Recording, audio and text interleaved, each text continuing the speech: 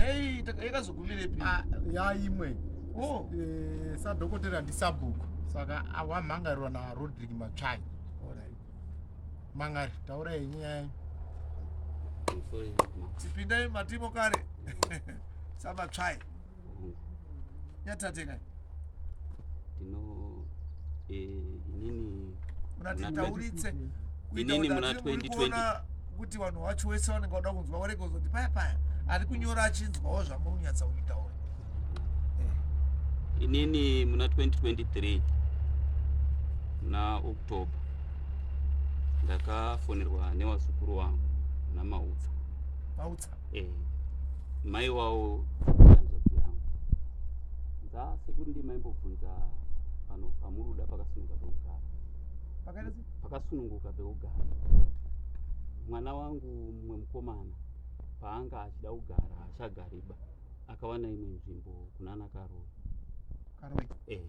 Saka kana makasununguka munozouya muchipaona. Saka ndakaita saizvozvo ndikazowana zuva ndikaendako ndikandoratidzwa nzvimbo ndikati nzvimbo ndaifarira ndikadzoka kumba ndikati asi kufarira kwangu ndandichikumbirawo tizoende kwasabhuku ndii ndakatokumbira zvikanzi zvakasununguka makasununguka here izvozvo ndikati ndakasununguka because ndine mazuva akati saka ndakatsvagawo witness yangu anonzi Dziwema. Samautsa wakatsvagawo Weston Saunyama tikaenda tiri 4 kwasakati dhokotera. Ini ndaisapaziva iwo ndowaipaziva. Saka tasvika kwasadhokotera wakapirwa nyaya kanzi paiwe pamunda pedu pamukoma pakadari uyo wamuri kuona uyu ihanzvadzi yamai. Saka ndiyo takazoti hedu mumba medu wawane pekugara. Zvikanzi zvakasununguka zvakanaka. Asi chinhu chekutanga munozwa kuti unyorwe mubhuku panodawo kamari. Matopiwa here munda wacho kuti munyorwe mubhuku. Hatichitotanga kuratidzwa munda wobva wazonyorwa mubhuku kana kuti wanga wagara uripo here? Handisi munda wanga wagara uripo. Munda ndewazukuru. Uku kuna our headman waipaziwa panzvimbo paitaurwa. Our sabhuku waipaziwa paitaurwa. Saka sabhuku wakati wo paya zvikanzi zvikanzi asi handi munozwa kuti ndimunyore mubhuku panodawo kamari. Ndobva wati inini ndii ndakabvunza ndikati pangade zvakadini baba? Zvikanzi panoda $25. Ndikatoda upopera ndikati baba ndiri mwana wenyu mangwana ndinokumbirawo sauti. Zvikanzi takawanda mudare redu saka kuti ndizoti ndidzike ipapo hapaiti. Ndobva ndatambidza Sadziwema wabva watambidza ayo awapo wari kubasa. Saka ubva watambidza Sadhoko.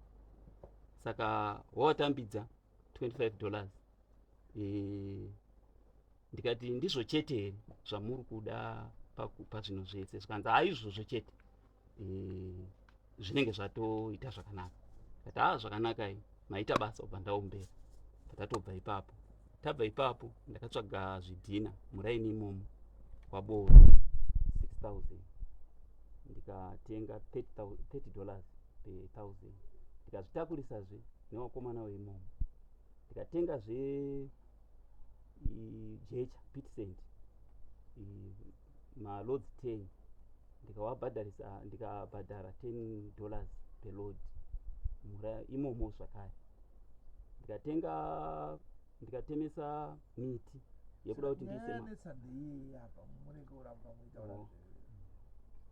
mumashure mezvo ndaita zvese izvozvo ndakazosenderwa message muna October naSadhoko zvikanzi iwo wakanonoka kuwaka panzvimbo paya takatopa mumwe munhu.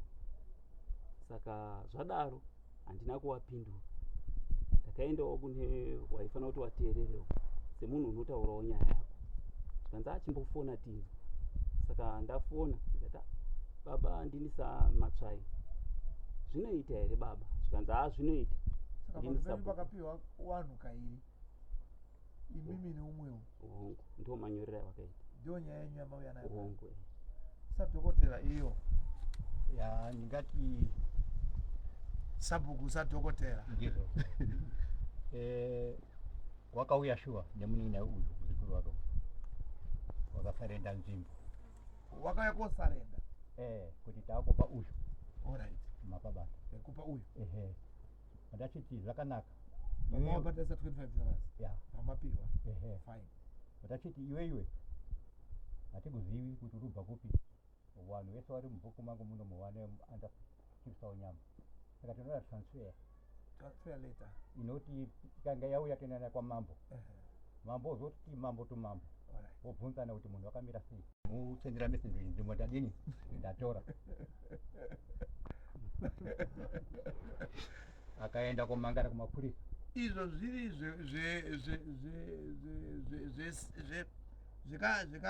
zvekachanelo ako kekuti imi maigarepisa matsvai Inini Karoi. ayo ndobva chenof nyabadza paiso.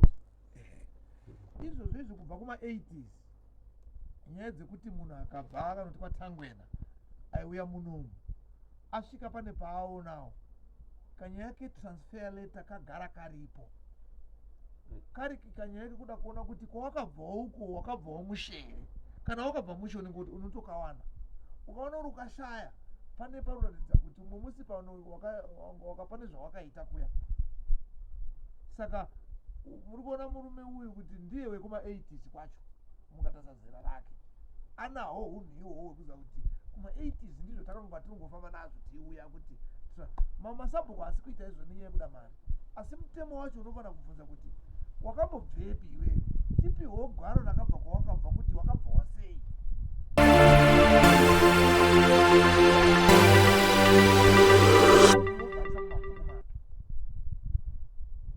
Ipapo ari correct, very correct. Kana iriyo nyaya zvechokwadi kuti makanetsana patransfer letter uyu ari right, asi kana isiriyo ndingati zvadaro ipapo havana kumbotaura zvetransfer letter. ipapo ndo pamunofanira kunyatsa kushasura nyaya yenyu kuti makawirirana makajekesana here transfer letter kana kuti hamuna, ndo pane nyaya yese ipapo. Ipapo ndakabvunza kuti pane chimwe here chiri kudiwa. Alright. Tiri ipapo musenda wapa $25 wakati hapana. Zvawaita izvozvo right. Inini handina kusimuka papa pangu kuenda kustendi ikoko zvokuti angasenda zvakakwana. Handina kusimuka kubva pamba pangu kana kudaidza komiti handina kuidaidza nekuti mamuruti asati adi asati apindeba. Ndiri kumirira transfer yauya ndosimuka naye netransfer yakuenda kuna mambo. Saka mudzosereka $25 yake. Alright, sadhokotera. Musi wacho makamutaurira here kuti hunde iripo inoda transfer. Mbuzi chairoda transfer ndozvitazotaurira munhu uyo sabhuku kunonoka kuwaka kuya iwe wakanga ufambira transfer iramba kubuda saka wakanonokwa kuwaka. Zvinhu zvese izvo wakanga watakura because kamareka kwawanga inako, asi transfer iya yakanga yatawanisa bhuku iya pasina basa. Saka ubvaona kuti chidziro chacho inochimisa sei sei transfer hapanaka. sorry changamire kutaura chokwadi pamberi paMwari. Ndofunga zvadaro izvozvo izvo wakandisendera message kuti nzvimbo yako yatatora tapa umwe munhu wakanonoka kuwaka. Mutemo wedu isusu pamambo unoti munhu akaita 5 years asita awaka anotorerwa nzvimbo. Anotorerwa nzvimbo. Pechipiri wakazosendazve imwe message wakati uya ubvise zvidhina zvako nekuti zvinozofenzerwa mukati. Ndo pandakazoendawo kune wabatsiri zvikanzi no ndava kutransfer enda kunyanga kuna CRLO undopurizinde nyaya yako wadaidzwe muenzanisi ndekuti ndaityira kuti ndikaenda kumba kwavo. Mamanzi ina CRLO. CRLO akati Public Relations Officer. Akati unokwanisa here kundotora transfer letter. Ndikati hongu awo akati inini mubhuku mangu handichamudi. ati muri kuona kuti anongodzokera pekuti unokwanisa here kuti transfer leta uyo abva ati wanonokwa iwe nekuitira transfer yako iwe unonokwa ngenyi saka ndaakutopa ngumo.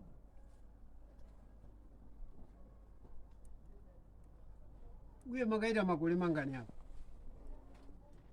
maagreement yako iyoyo nasabu transfer inga isipo hayo pakaita nguva yakadini pamusoro iyi mambo hapana kuve nenguva yandikati hangu refu nekuti 2023 muna march ndimo wakandisendera message iro gore rinei muna april ndopa wakandisendera imwe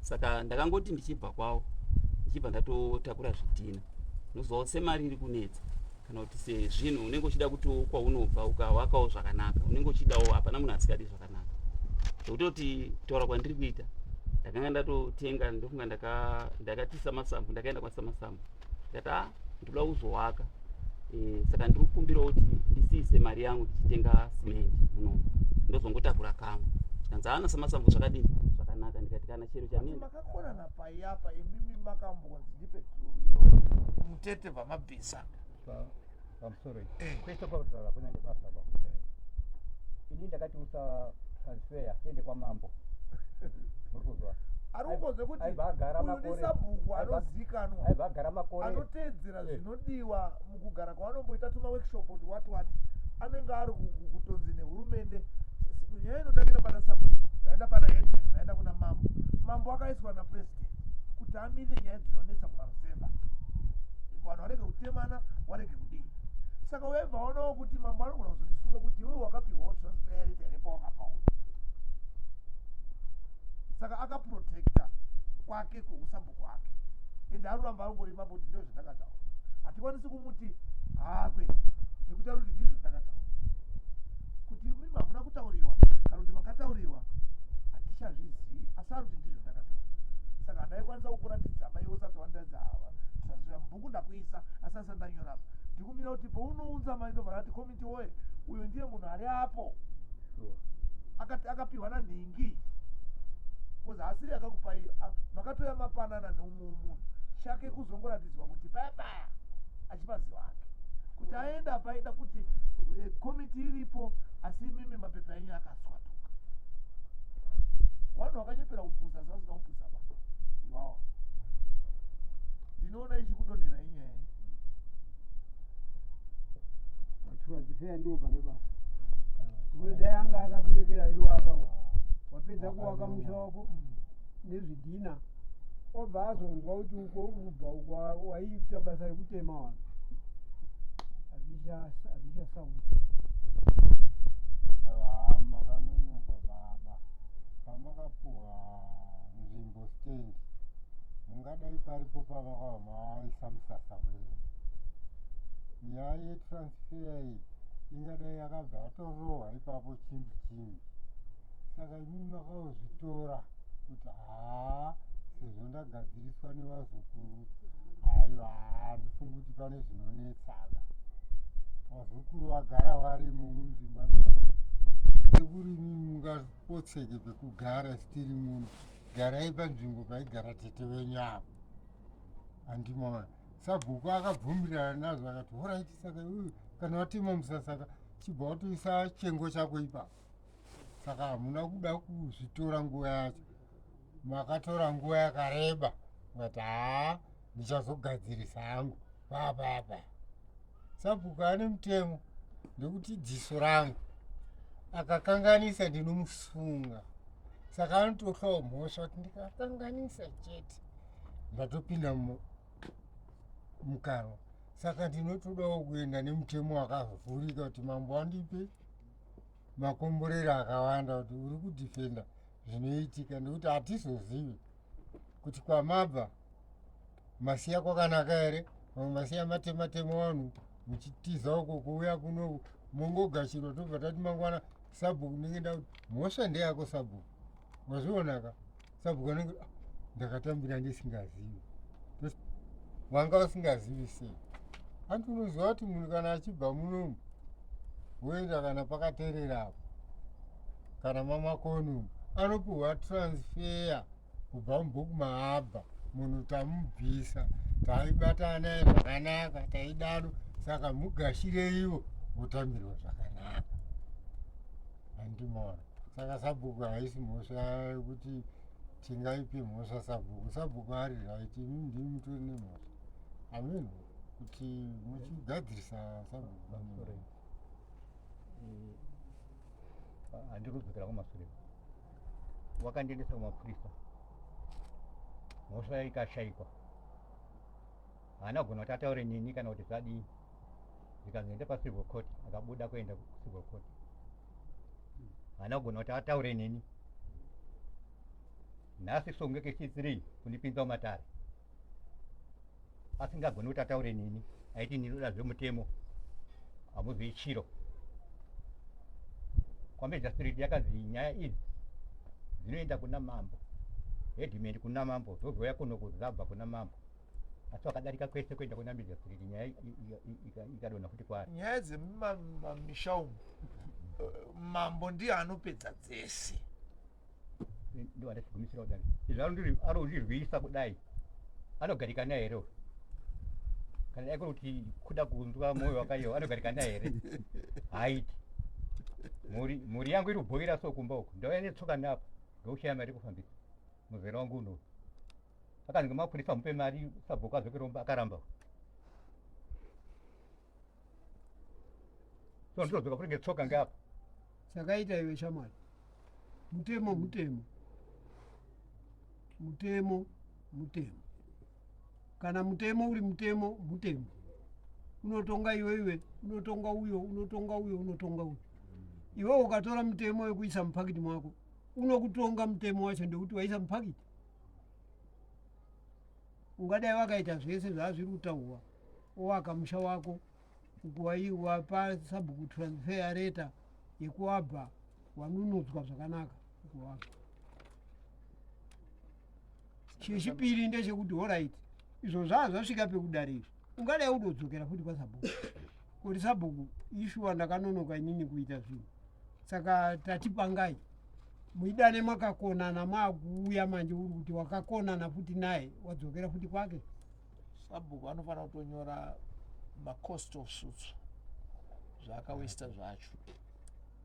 Wakomana unomusunga muchinda, uya kudare ubhadhawa zvinhu zvake zvaakawesta.